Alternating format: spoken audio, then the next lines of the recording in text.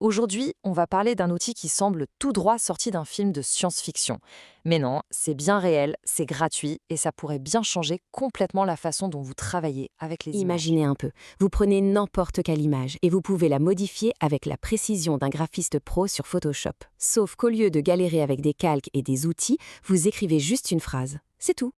Honnêtement, il y a 6 mois, on aurait dit que c'était impossible. Aujourd'hui, non seulement ça existe, mais c'est gratuit et accessible à tout le monde. Alors la vraie question, c'est en quoi est-ce que ça change tout? On va décortiquer ça ensemble.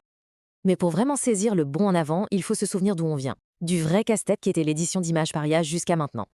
On est tous passés par là, n'est-ce pas? D'un côté, on a les générateurs comme Midjourney. C'est génial pour créer une image de zéro, mais si vous voulez changer un tout petit détail, impossible. Faut tout relancer et croiser les doigts.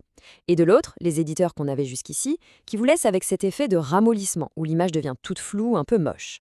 Donc au final, on était coincés. C'était un compromis super frustrant. Soit on gardait la super qualité de l'image originale, mais on ne pouvait rien toucher, soit on acceptait de dégrader l'image juste pour faire une petite modif. Pour les pros, c'était inacceptable. Pour les autres, on faisait avec. Mais ça, c'était avant. Et c'est là qu'Alibaba arrive et met un grand coup de pied dans la fourmilière avec sa solution QN Image Edit. Alors, Queen Image Edit, qu'est-ce que c'est? C'est un monstre de puissance, avec 20 milliards de paramètres. Mais le plus important, c'est pas ça. C'est que c'est gratuit, c'est open source. Et surtout, il est conçu pour être intelligent. Il ne se contente pas de peindre par-dessus. Il comprend ce qu'il y a dans l'image. Et cette intelligence, elle se voit à deux niveaux. D'abord, ce qu'on appelle l'édition de bas niveau. Enlever un cheveu qui dépasse, changer la couleur d'un objet, bref, de la retouche de précision. Et puis, il y a l'édition de haut niveau. Là, on parle de changer complètement le style d'une photo, de générer une vue différente d'un objet ou de transformer toute la scène. Bon, assez parlé, passons aux exemples concrets.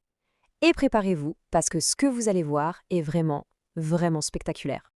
On commence avec son premier super pouvoir, un truc où jusqu'à présent toutes les autres IA se plantaient lamentablement, la gestion du texte dans une image. Regardez ça. À gauche, l'image originale.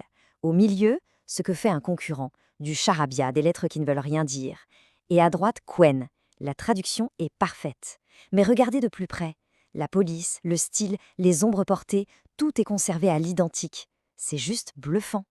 Et ça va beaucoup, beaucoup plus loin. Vous pouvez lui demander de changer la couleur d'une seule lettre, de remplacer un seul mot sans toucher au reste. Il gère même le texte quand il est sur plusieurs couches superposées. L'exemple le plus fou, c'est de transformer une photo de Times Square en Lego et tout le texte sur les panneaux publicitaires reste parfaitement lisible. C'est un niveau de compréhension complètement inédit. Le deuxième super pouvoir, c'est ce qui fait vraiment la différence entre un outil amateur et un outil pro. La cohérence visuelle. Elle est absolue. Le secret de Qwen, c'est qu'il ne se contente pas de faire du collage. Il comprend la physique du monde réel. Vous changez l'arrière-plan? Ok. Il analyse la nouvelle lumière et il recalcule les ombres sur votre sujet pour que ça colle parfaitement. Vous ajoutez un objet dans la scène, il va respecter la perspective, les reflets, il sait même comment un tissu doit tomber. Le résultat, c'est que l'intégration est invisible, c'est crédible. Et on arrive au troisième super pouvoir, qui est peut-être le plus incroyable de tous. C'est la capacité de Qwen à générer ce qu'il ne voit pas, à imaginer ce qui se trouve hors du cadre de la photo. Regardez cet exemple. On lui donne une seule photo de voiture, de profil, et on lui demande de nous montrer à quoi elle ressemble de face, de dos, de trois quarts. Non seulement il le fait, mais les vues qu'il génère sont quasiment identiques au vrai modèle. Les phares, la calandre, tout est là. Imaginez ce que ça veut dire pour un designer 3D ou un créateur de jeux vidéo. C'est une révolution. Bon, la question que tout le monde se pose, comment on met la main dessus? C'est très simple. En fait, il y a deux options. La première, la plus simple, c'est d'aller sur le site web, sur QuenChat. Pas besoin de créer de compte, rien. Vous avez environ 5 essais gratuits pour jouer avec. C'est instantané. Pour ceux qui en veulent plus, il y a l'installation sur votre propre machine via ComfyUI. Ça demande une carte graphique, mais ils ont fait des versions qui tournent même sur des cartes avec 8 Go de VRAM. Et tout ça, ça nous amène à la question finale, la question à 20 milliards de paramètres. Pourquoi est-ce qu'Alibaba, un géant de la tech, donne un outil aussi puissant gratuitement? Alors, il y a une première théorie, la vision optimiste. C'est celle de la démocratisation.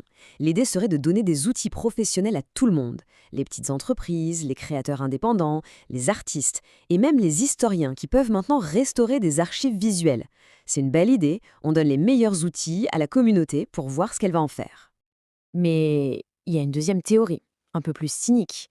Et si c'était un coup de poker géopolitique? En inondant le marché avec des modèles gratuits ultra performants, on crée une dépendance. Les développeurs occidentaux pourraient finir par utiliser ces outils plutôt que d'en créer eux-mêmes, et à long terme, ça pourrait affaiblir notre propre capacité d'innovation. C'est une question qui se pose. Mais au fond, quelle que soit la vraie motivation d'Alibaba, une chose est absolument certaine. Une nouvelle page de la création visuelle vient de se tourner. Le jeu a changé, pour de bon. Et je voudrais vous laisser avec cette dernière pensée.